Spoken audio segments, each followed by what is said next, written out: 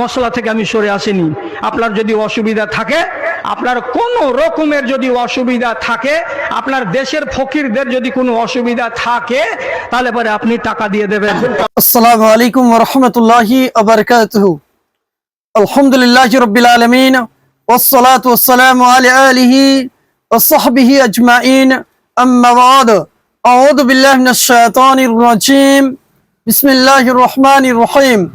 রব্বি ইশরাহ লি সাদরি ওয়া ইয়াসসির লি আমরি ওয়াহলুল উকদাতাম মিন লিসানি ইয়াফকাহু কওলি। শ্রদ্ধেয় সম্মানিত আমার সুপরিদিনী ভাই সকল, প্রথমত সেই মহান আল্লাহ রাব্বুল ইজ্জতের প্রশংসা করে থাকি, যিনি আমাদের স্রষ্টা, যিনি আমাদেরকে সৃষ্টি করেছেন। আলহামদুলিল্লাহ। শান্তির ধারা বিবর্ষিত হোক নবী মুহাম্মদ সাল্লাল্লাহু আলাইহি সাল্লামের উপর। আল্লাহুম্মা সাল্লি আলাইহি আল্লাহুম্মা বারিক আলাইহি।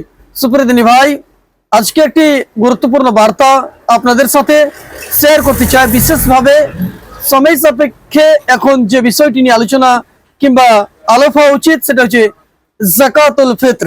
যাকাতুল ফিত্র আমরা কি দিয়ে আদায় করব এবং কখন আদায় করব, এই বিষয় নিয়ে কয়েকটি কথা বলার চেষ্টা করব। এবং ইসলামে কোনো যৌক্তিক কোনো নিজের খেয়াল, নিজের কোনো চিন্তা ধারণা দিয়ে মানা যাবে, নাকি নবী মুহাম্মদ সাল্লাল্লাহু আলাইহি সাল্লামের আদর্শ এবং সুন্নাহ অনুযায়ী নিজের জীবনে সেটা বাস্তবায়িত করতে হবে। তিনটি পয়েন্ট নিয়ে আলোচনা করব। প্রথম পয়েন্ট হচ্ছে, দেখেন যে আমাদেরকে সর্বসময় এটি চেষ্টা করতে হবে যে আমরা নবী মুহাম্মদ সাল্লাল্লাহু আলাইহি সাল্লামের উম্মতি, আল্লাহ রাব্বুল ইজ্জতের বান্দা, আল্লাহ রাব্বুল ইজ্জতের গোলাম।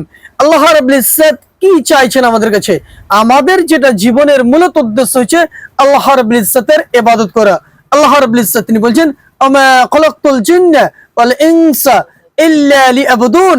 আমি জিন জাতি এবং মানুষ জাতিকে সৃষ্টি করতাম না, এই জন্যই করেছি ইল্লা লিয়াবুদুন, কেবলমাত্র শুধুমাত্র আমার ইবাদতের জন্য। দ্বিতীয় পয়েন্ট হচ্ছে, দেখেন আমরা নবী মুহাম্মদ সাল্লাল্লাহু আলাইহি সাল্লামের আদর্শকে ছেড়ে দিয়ে যদি আমরা ইসলামকে মানতে চাই, তাহলে আমরা ক্ষতির মধ্যে পড়বো। কেন? আল্লাহ রাব্বুল ইজ্জত কোরআনুল কারীমের মধ্যে বহু জায়গাতে বলেছেন যে তোমরা আল্লাহ এবং তার রাসূল সাল্লাল্লাহু আলাইহি সাল্লামের ইতাআত করো, আল্লাহ এবং তার রাসূল সাল্লাল্লাহু আলাইহি সাল্লামের অনুসরণ করো, আল্লাহ এবং তার রাসূল সাল্লাল্লাহু আলাইহি সাল্লামের যে নির্দেশ, যা আদেশ, সেটাকে মান্য করো, যেটা নিষেধ সেটাকে তোমরা প্রত্যাখ্যাত করো। চলেন বুঝার চেষ্টা করি যে আমরা যদি নবী আকরাম সাল্লাল্লাহু আলাইহি সাল্লামকে ছেড়ে দিয়ে নিজের খেয়াল, বুদ্ধি, বিবেক দিয়ে নিজে ইসলামটাকে ফলো করতে চাই, এই বিষয়ে আল্লাহ রাব্বুল ইজ্জত কি বলেছেন আমরা একটি আয়াত নিয়ে আলোচনা করব। প্রথমত আয়াতটি রয়েছে সূরা আল ইমরান সূরা 3 আয়াত নম্বর 32 এর মধ্যে। আল্লাহ রাব্বুল ইজ্জত নবী আকরাম সাল্লাল্লাহু আলাইহি সাল্লামকে তিনি বলছেন, কুল, আপনি বলে দেন, আতিউল্লাহ ওয়ার রাসূলা। আল্লাহ বলছেন যে হে মুহাম্মদ সাল্লাল্লাহু আলাইহি সাল্লাম, আপনি বলে দেন যে তোমরা আল্লাহ এবং তার রাসূল সাল্লাল্লাহু আলাইহি সাল্লামের ইতাআত করো, অনুসরণ করো। এবং আল্লাহ রাব্বুল ইজ্জত তারপরে বলছেন, ফা ইন তাওয়াল্লাউ ফা ইন্নাল্লাহা লা ইউহিব্বুল কাফিরিন। এবং যদি তারা আল্লাহ এবং তার রাসূল সাল্লাল্লাহু আলাইহি সাল্লামের আদেশ, আল্লাহ রাব্বুল ইজ্জতের প্রেরিত ওহীকৃত যে বিধান, সেটাকে মুখ ফিরিয়ে নেয়, সেটা থেকে দূরিয়ে যায়, তো আল্লাহ রাব্বুল ইজ্জত আমাদেরকে সতর্ক করছেন। আল্লাহ বলছেন, লা ইউহিব্বুল কাফিরিন, সেই ধরনের ব্যক্তিদেরকে, সেই ধরনের কাফেরদেরকে আল্লাহ রাব্বুল ইজ্জত ভালোবাসেন না। এখানে একটি জিনিস বুঝুন যে নবী আকরাম সাল্লাল্লাহু আলাইহি সাল্লামের আদর্শকে ছেড়ে দেওয়া, আল্লাহ রাব্বুল ইজ্জতের আদেশকে ছেড়ে দেওয়া, আমরা কাফেরদের মতো হয়ে যাচ্ছি। কেন? আল্লাহ রাব্বুল ইজ্জত তিনি বলছেন এই ধরনের কাফেরদেরকে আল্লাহ ভালোবাসেন না। চলেন প্রথমত আমরা জানার চেষ্টা করি যাকাতুল ফিত্র আমরা কি দিয়ে আদায় করব। এই বিষয়ে নবী মুহাম্মদ সাল্লাল্লাহু আলাইহি সাল্লাম কি বলেছেন দেখেন। কোন ব্যক্তি যুক্তি দিবে, বলবে যে না, টাকা দিয়ে দাও, পয়সা দিয়ে দাও, এতটা হিসাব করো, তারপর 2.5 কেজি সমপরিমাণ কতটা পয়সা আসছে এটা দিয়ে দাও, এতে মিসকিনদের উপকার হবে, এতে লাভ হবে। একটু বুঝে দেখুন যে আমাদের স্রষ্টা আল্লাহ রাব্বুল ইজ্জত মানুষদের কি দিয়ে উপকার হবে, কি দিয়ে সে লাভান্বিত হবে, এই বিষয়ে সবচেয়ে বেশি যিনি জানেন তিনি হচ্ছেন আমাদের রব আল্লাহ এবং তার রাসূল সাল্লাল্লাহু আলাইহি সাল্লাম সেটা আমাদের সামনে ছেড়ে গেছেন।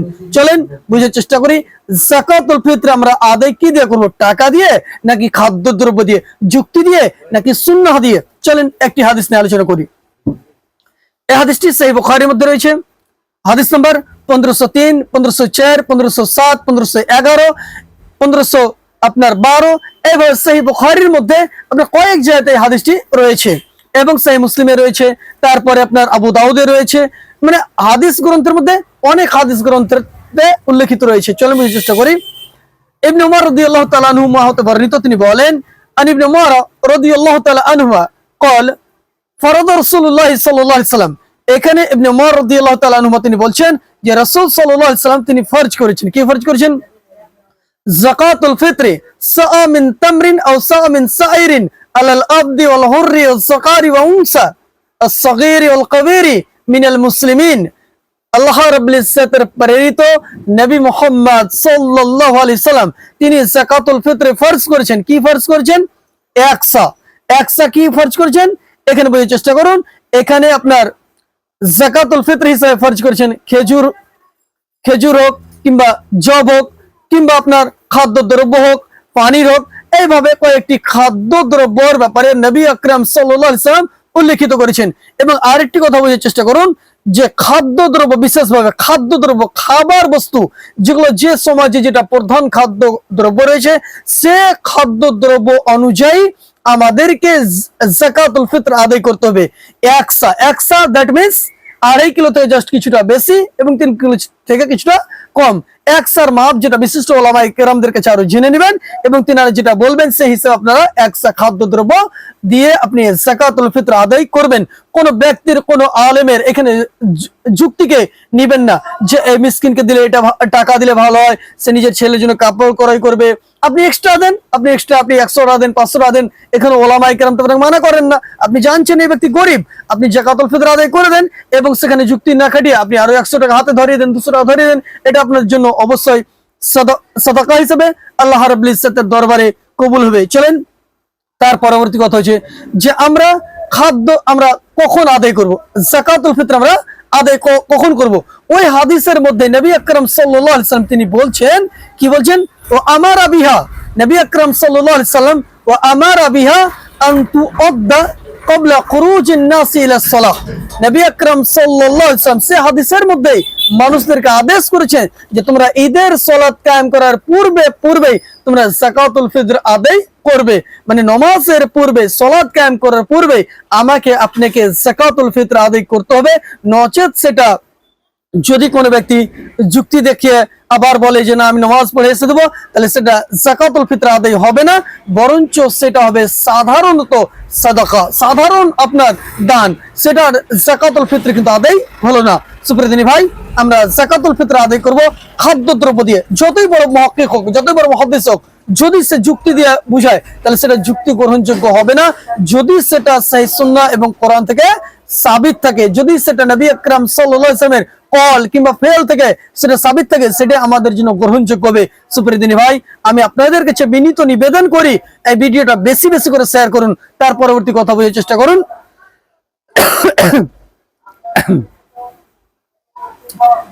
এখানে কয়েকটি ওলামায়ে কেরাম বিশেষভাবে মুহাদ্দিস, মুহাক্কিক, মুকাররির যিনারা বিগত সময়ে অতিবাহিত হয়েছেন আমাদের সালাফ, তিনাদের রায় কি রয়েছে?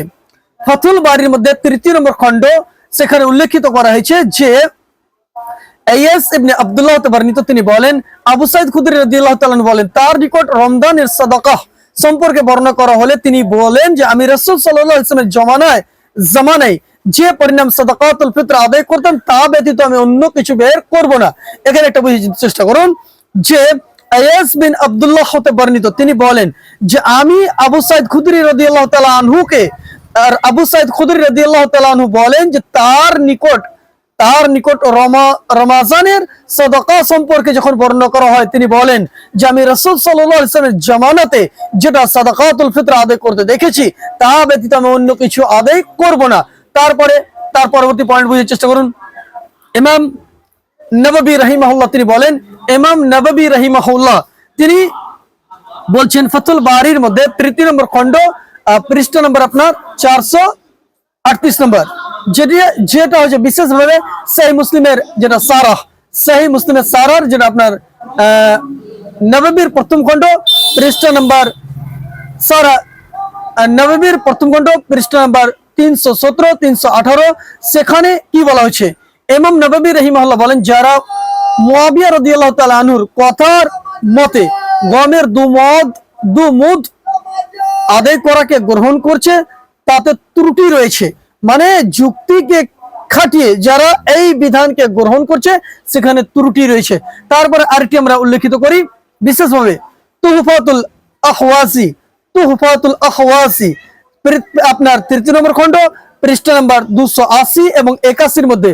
আর এই আপনার যে তুহফাতুল আহওয়াসি যেটা সুনান তিরমিজির যেটা সারা কিংবা ব্যাখ্যা যেটা লিখেছেন আব্দুর রহমান আল মুবারকপুরি, আব্দুর রহমান আল মুবারকপুরি তিনি এই উপর মধ্যে মুবারকবাদের একজন ব্যক্তিত্ব এবং একজন ইমাম এবং একজন ইসলামের চিন্তাবিদ এবং একজন বিশিষ্ট আপনার মুহাক্কিক। তিনি লিখছেন, কি লিখছেন দেখেন, ইমাম আশ-শাফি তিনি লিখছেন তুহফাতুল আহওয়াজি 3 নম্বর খণ্ড পৃষ্ঠা নম্বর 280 এবং 81 মধ্যে ইমাম আশ-শাফি ইমাম আহমদ ইসহাক একসা ফিতরাই হাদিস দ্বারা প্রমাণিত পেশ করেন, কেননা নবী আকরাম সাল্লাল্লাহু আলাইহি সাল্লাম সাদাকাতুল ফিতর খাদ্য দ্রব্যের একসা আদায় করা ফরজ করেছেন।